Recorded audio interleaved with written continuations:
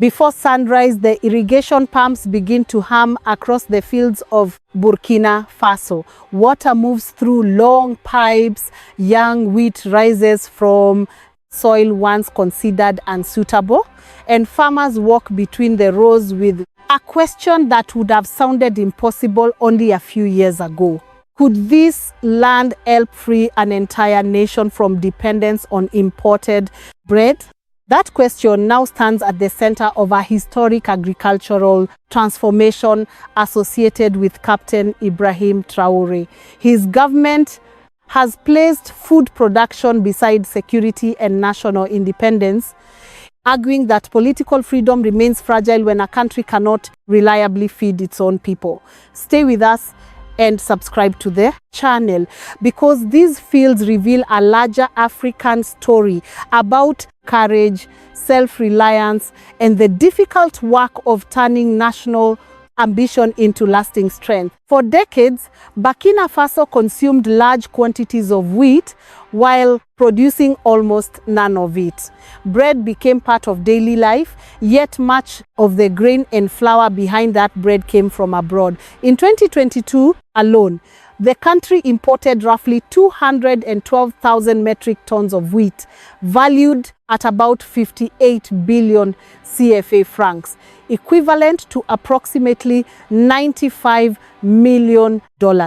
Every shipment represented food for families, but it also represented money, leaving the national economy and a dependency that Burkina Faso could not fully control. The weakness of that system became clearer when global supply chains were disrupted. The coronavirus pandemic raised transportation costs and delayed deliveries.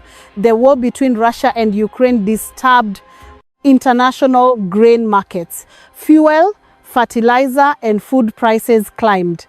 For a landlocked country that depends on roads, ports in neighboring nations, and long commercial routes, every disruption carried an additional cost. The problem was therefore larger than the price of bread. A foreign crisis, a closed border, a damaged transport corridor, or a sharp currency movement could directly affect what ordinary families paid at local markets. National leaders faced a difficult truth. A country that imports essential food remains exposed to decisions and events taking place far beyond its borders. Burkina Faso also had another challenge. Agriculture employed a large share of the population, yet many farmers still worked with limited irrigation, machinery, financing, storage, and technical support. The country possessed land, labor, and agricultural knowledge, but these strengths had not been organized into a system capable of replacing major import. This is why the new wheat fields carry meaning beyond their current size. They represent a decision to stop treating dependence as permanent. Under Traore, the government began promoting domestic production through irrigation equipment, mechanized land preparation, improved seed, fertilizer, training, and direct technical assistance. The promise is not that imports will disappear tomorrow. The promise is that Burkina Faso can steadily build the power to choose, produce, and endure. And that is where this agricultural revolution truly begins. What appears today as a modest harvest may become tomorrow's network of seed farms, cooperatives, mills, workshops, and skilled rural jobs. More importantly, it can restore the belief that development can begin with local hands. When Captain Ibrahim Traore announced that agriculture would become one of the pillars of Burkina Faso's national renewal, many observers focused on the country's security challenges and overlooked the deeper significance of that statement. Yet behind the headlines was a strategic shift that sought to redefine national independence. The government argued that sovereignty could not rest solely on military strength or political authority. It also depended on whether a nation could feed its own people, protect itself from volatile international markets, and create opportunities for its citizens through productive work. This philosophy marked a clear departure from a development model that had long accepted heavy dependence on imported food as an unavoidable reality. Rather than asking how Burkina Faso could purchase more wheat from overseas, policymakers began asking a different question. How could the country gradually produce more of what it consumed while strengthening its own agricultural capacity? The answer became the Offensive Agropastoral and Fisheries Initiative, a national program designed to transform agriculture from a subsistence activity into a strategic engine of economic growth. Wheat became one of its most symbolic crops, not because it was traditionally dominant, but because it represented one of the country's greatest import dependencies. Every hectare planted with wheat became a demonstration that Burkina Faso could begin replacing external dependence with domestic production. Unlike many short-term agricultural campaigns, this initiative emphasized building long-term productive capacity. Government support extended far beyond distributing seeds. Farmers received access to mechanized land preparation, improved irrigation equipment, certified seed varieties, fertilizer, technical supervision, and continuous agricultural training. Extension officers worked directly alongside producers, ensuring that modern cultivation practices were understood through practical experience rather than classroom instruction alone. Equally important was the government's decision to involve every major stakeholder in the process. Regional agricultural departments coordinated field activities. Research institutions worked to strengthen local seed production. Agricultural entrepreneurs invested in commercial farming. Women's groups entered certified seed production. Young people found new employment opportunities on expanding farms. Technical specialists refined cultivation methods based on real field conditions instead of theoretical assumptions. This broad participation reflected a fundamental belief that national development could not depend exclusively on government action.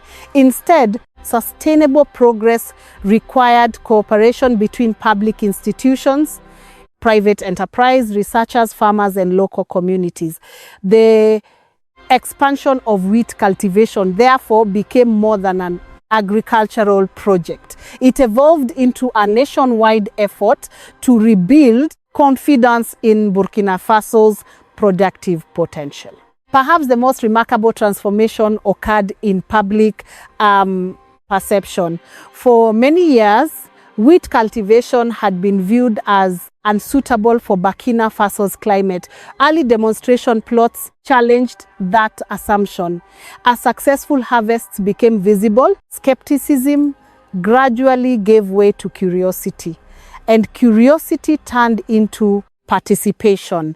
Farmers who initially planted small experimental plots began expanding their acreage. Others who had once doubted the feasibility of wheat production started requesting training and technical assistance. This gradual change in mindset may prove to be one of the initiative's most valuable achievements. Infrastructure can be built, machinery can be purchased, and seeds can be imported, but restoring confidence that a nation can shape its own economic future is a far more difficult accomplishment. Under Ibrahim Traore's leadership, that confidence has become one of the driving forces behind Burkina Faso's emerging agricultural transformation. As the government's strategy expanded beyond pilot projects, another important reality became increasingly visible. A successful agricultural revolution could never be sustained by government investment alone. It required ordinary citizens to believe that growing wheat was not merely a temporary campaign, but a genuine economic opportunity capable of improving livelihoods for years to come.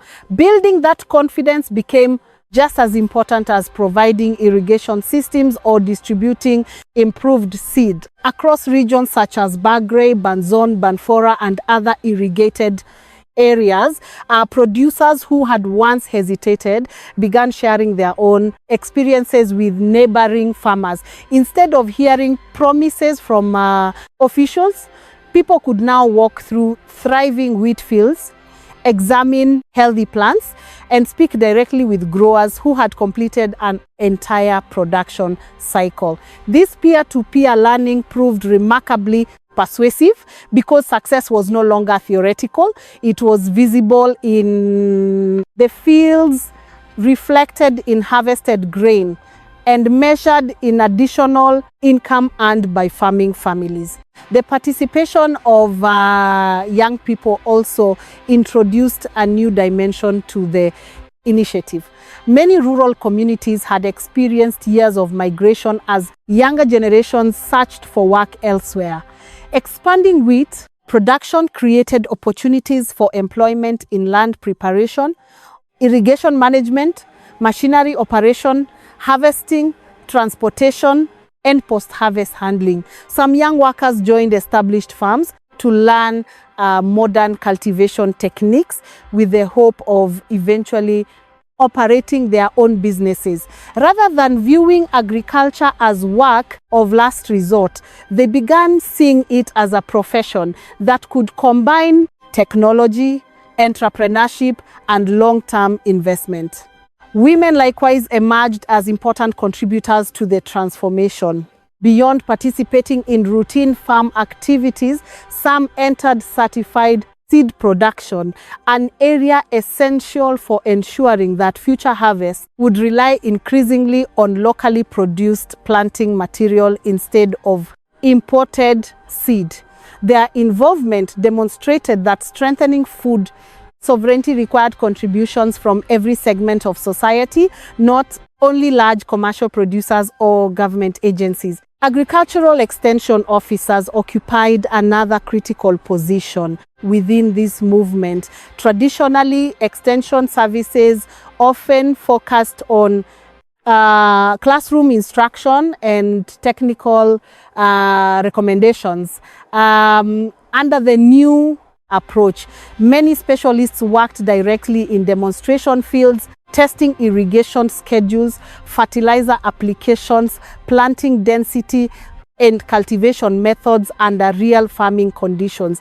This practical experience improved the quality of advice they later provided to producers while increasing farmers' confidence in the recommendations they received. Research institutions also became indispensable partners. Scientists evaluated wheat varieties capable of adapting to Burkina Faso's climate, while seed producers worked to multiply high-quality planting material for future seasons. Developing domestic seed production represented an important strategic objective because lasting food security depends not only on growing crops but also on controlling the resources required to reproduce them year after year. Together, farmers, technicians, researchers, entrepreneurs, women, and young workers formed something larger than an agricultural program.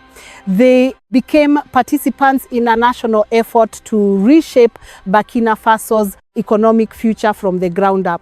Their combined efforts suggested that the country's greatest resource might not simply be its land, but the determination of its people to transform that land into a foundation for greater independence and long-term prosperity. The transformation taking place across Burkina Faso becomes most visible not in government offices but in the fields themselves. From the irrigated plains of Bagré to the farming communities around Banzon and Banfora, Land that once produced little or remained idle during the dry season is now supporting expanding wheat cultivation. These farms have become living demonstrations that modern agricultural planning, when combined with local determination, can reshape expectations about what is possible in the Sahel. One of the defining characteristics of this initiative is its emphasis on practical solutions rather than ambitious declarations alone. Farmers are not simply encouraged to grow wheat. They are provided with many of the essential tools required to improve their chances of success. Mechanized land preparation reduces the enormous labor once needed to prepare fields. Certified seed varieties improve germination and crop uniformity. Fertilizer programs help restore soil productivity, while irrigation systems allow cultivation during seasons when rainfall alone would never sustain wheat production. Among the most valuable investments has been the expansion of irrigation infrastructure. Water pumps, pipelines, sprinklers, and organized irrigation schedules have enabled producers to manage one of the greatest constraints facing agriculture in Burkina Faso. Instead of depending entirely on unpredictable rainfall, farmers can now regulate water more efficiently throughout the growing season. Although irrigation still presents significant technical and financial challenges, these systems have dramatically increased confidence in wheat cultivation. The experience of individual farmers illustrates how national policy translates into local opportunity. Producers such as Eric Konate began with relatively small experimental plots after responding to government calls for greater domestic wheat production. Encouraged by favorable results and continued technical support, they expanded their cultivated land and hired additional workers. Their success encouraged neighboring farmers to reconsider long-held assumptions about wheat production. Another inspiring example comes from agricultural entrepreneur Jamil Gire, who chose to dedicate herself to certified wheat seed production.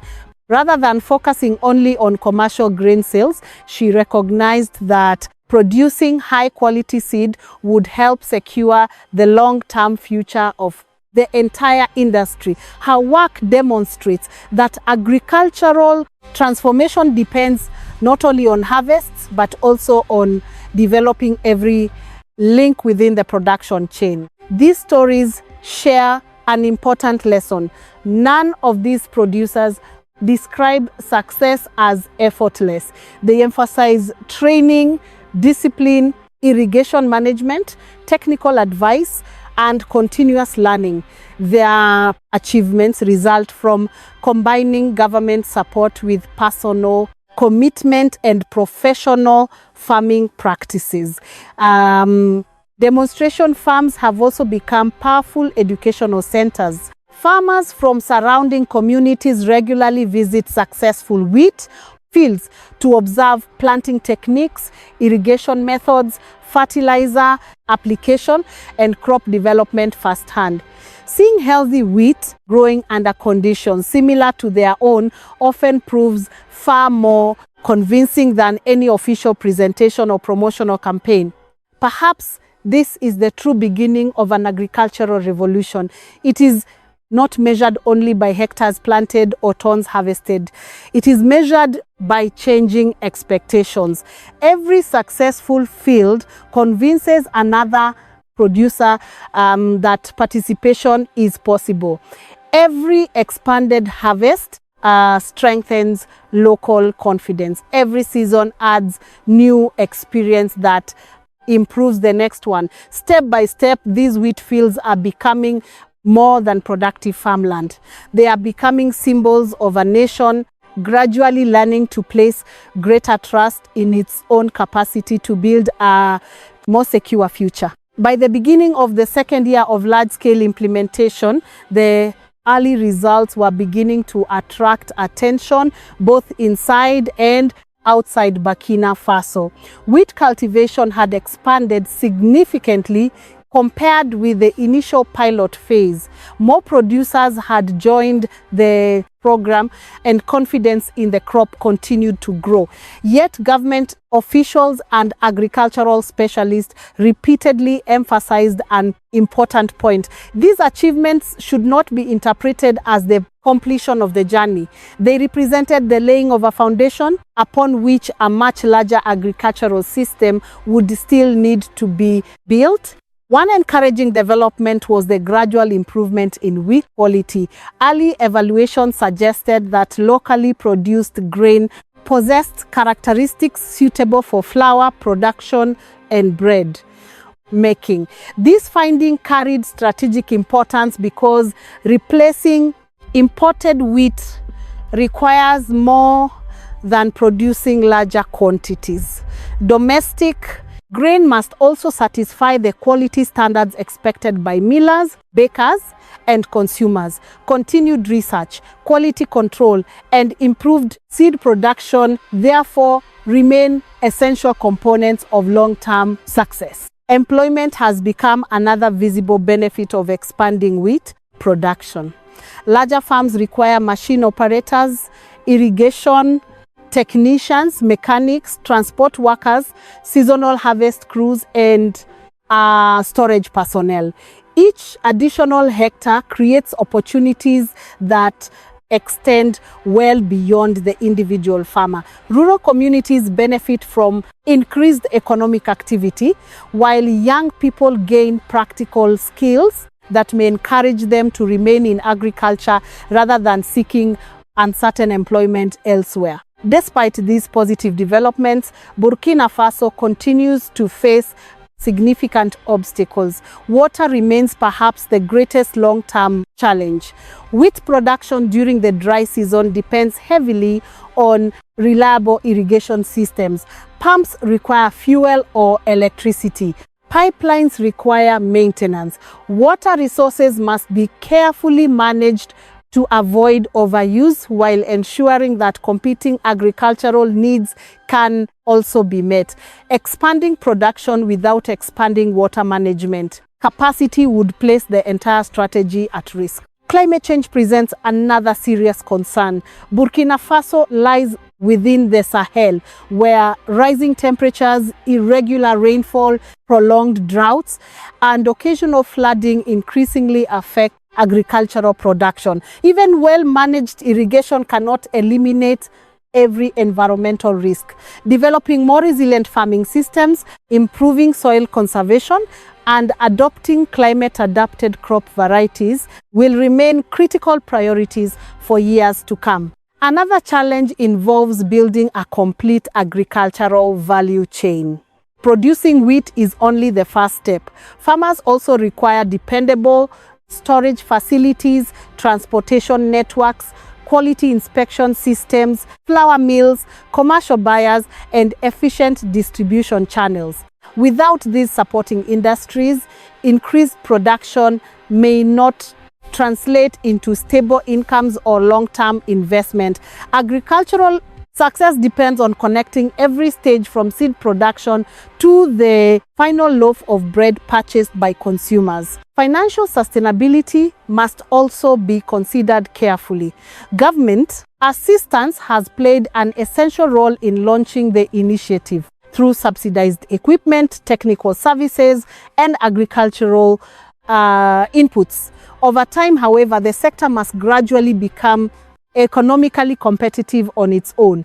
Profitable farms, efficient cooperatives, responsible private investment, and functioning agricultural markets will determine whether today's progress becomes a permanent transformation rather than a temporary achievement. These realities remind us that agricultural revolutions are measured not only by optimism but also by resilience. Burkina Faso has demonstrated that wheat can grow successfully under appropriate conditions.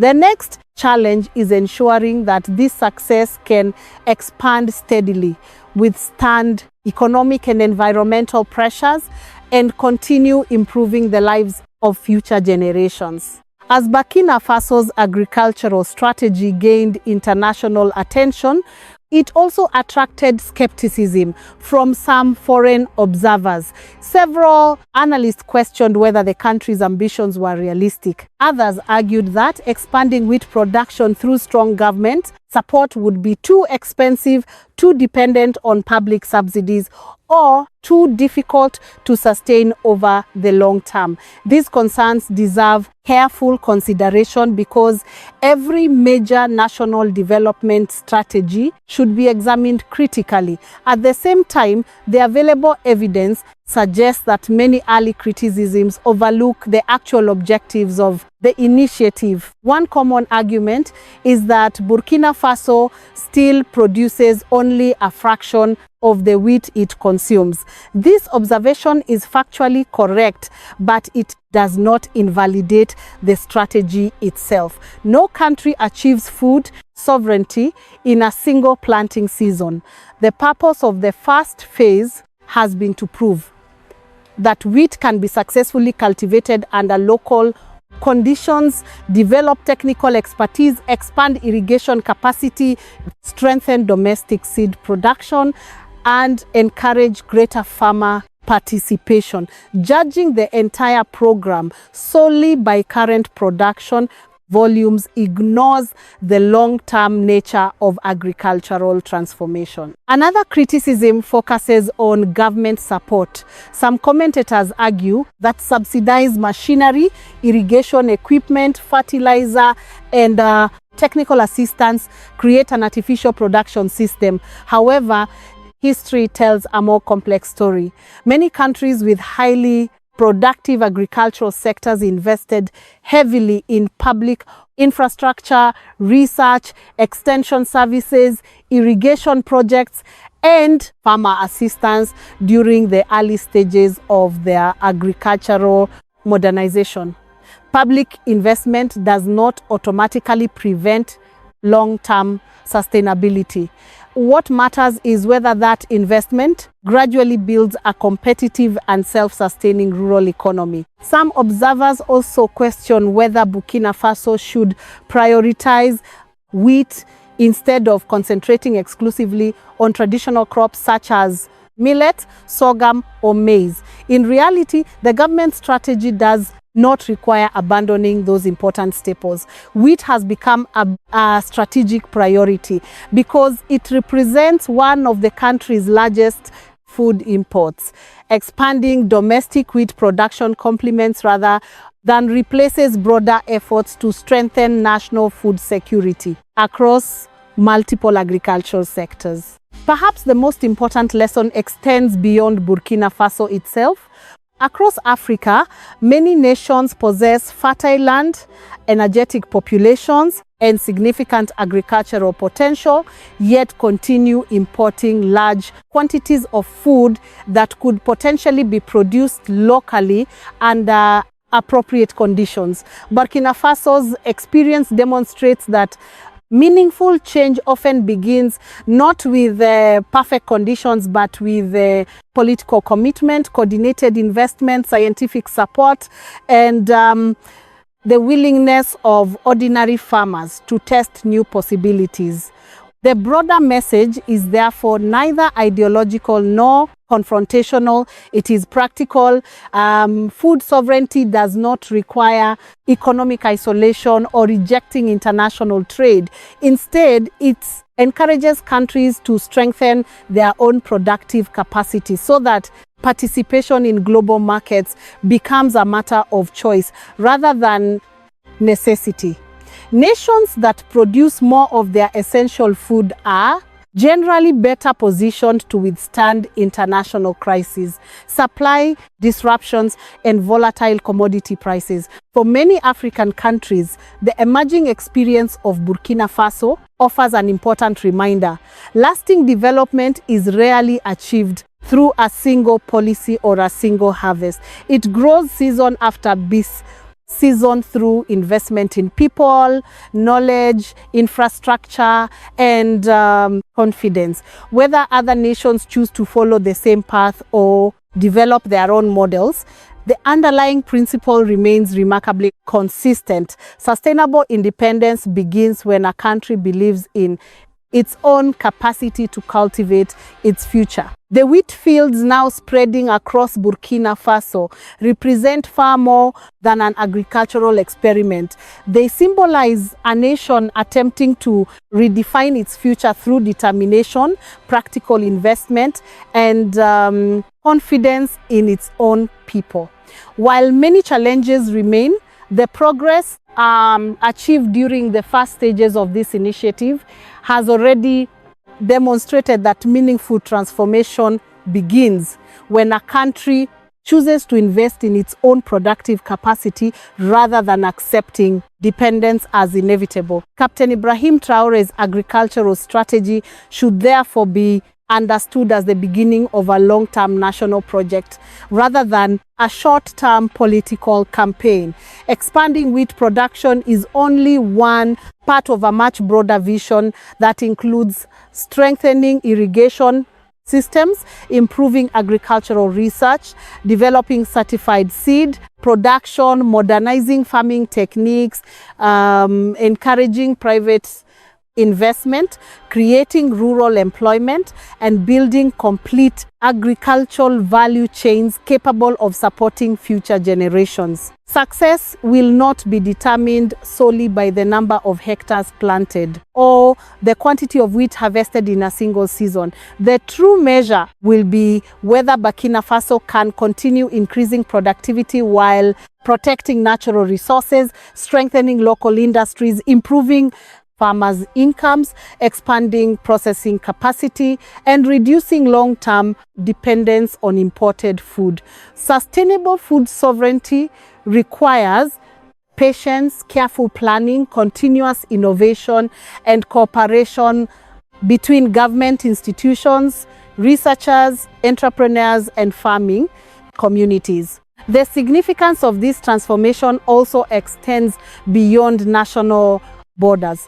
Across Africa, governments are increasingly recognizing that food security is closely connected to economic resilience, political stability, and national independence.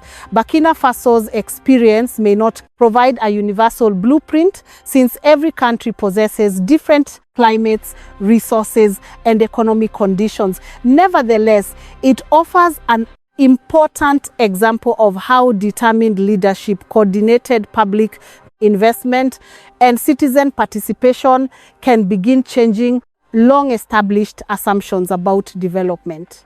Whether this initiative ultimately achieves all of its ambitious objectives will depend on decisions made over many years. Future investments in irrigation, agricultural education, climate adaptation, transportation infrastructure, processing industries, and scientific research will all influence its success. Yet one achievement has already become difficult to ignore. Thousands of farmers who once believed wheat could never become part of Burkina Faso's agricultural future are now proving otherwise through their own work and experience. Perhaps the greatest harvest is not measured in grain at all. It is measured in renewed confidence. Every successful field demonstrates that progress is possible. Every trained farmer strengthens local expertise. Every new irrigation system increases resilience. Every locally produced seed reduces dependence. Together, these achievements create the foundations upon which future generations may build a stronger and more self-reliant nation. As Burkina Faso continues this remarkable journey, the broader vision of Pan-African cooperation gains renewed relevance. The experience of Burkina Faso shows that sustainable development begins with local action but can inspire continental change. Captain Ibrahim Traore has placed agriculture at the center of a national conversation about sovereignty, while the African Union continues encouraging greater agricultural transformation across the continent, whether viewed through the ideals of Pan-Africanism or the aspirations of a confident Africa. New, the story of Ibrahim Traore reminds us that lasting independence is cultivated one field, one farmer, and one harvest at a time. If you found this story insightful, subscribe to the channel and join us for more in-depth analysis of the remarkable changes shaping Burkina Faso, Africa New, and the broader Pan-African movement. Thank you for being here and watching our video. Every piece of content on this channel is carefully researched, written, edited, and reviewed by our team to ensure it reflects our own work and editorial approach. We do not rely on automated mass production. Each video presents our perspective on current events related to President Ibrahim Traore and developments across Africa.